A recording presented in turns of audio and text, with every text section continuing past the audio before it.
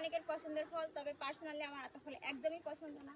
আর আতা গাছ একদম আমাদের একদম বুড়া ঘুষে আতা গাছটা মিনিমাম 14-15 বছর বয়স এই গাছটা। আর কি পরিমাণ আতা হয়েছে, পাখিটি খাচ্ছে, আতা গাছের মালিকরা খাচ্ছে, তবে আমরা আতা খাই। অনেকেই আছে আতা খেতে পছন্দ করে, ভালো লাগতেই পারে ফল যেহেতু, বা আমার পার্সোনালি আতা একদমই পছন্দ।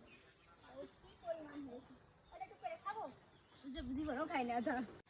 আতা খালি নাকি দাঁতে ছ্যাঁতা হয়, আমার নানা খাইতো, তাই জন্য আমি আতা খাইনি।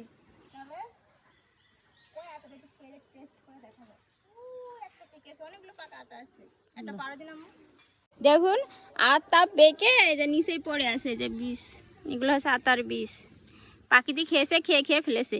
হ্যাঁ, এই যে আতার বীজ। আর এটা হচ্ছে গাছ, এই যে গাছ, আর এই হচ্ছে আমাদের জমির সীমানা, আর এটা হচ্ছে গাছ। এই কাকাদের জমি কিনেই আমাদের বাড়ি করা। তবে গাছটা আমাদের গাছের মতনই, তবে আমরা খাই না। আতাটা অনেক বড়, অনেক দিনের পুরাতন গাছ। গুড়া অনেক চিকুন দেখা যায়, কিন্তু অনেক মোটা। ওই আতাটা পেকেছে। অনেকে পার্সোনালি আতা খুব পছন্দ করে, আমার একদমই পছন্দ না।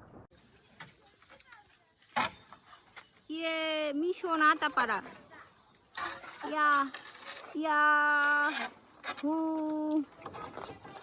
ওই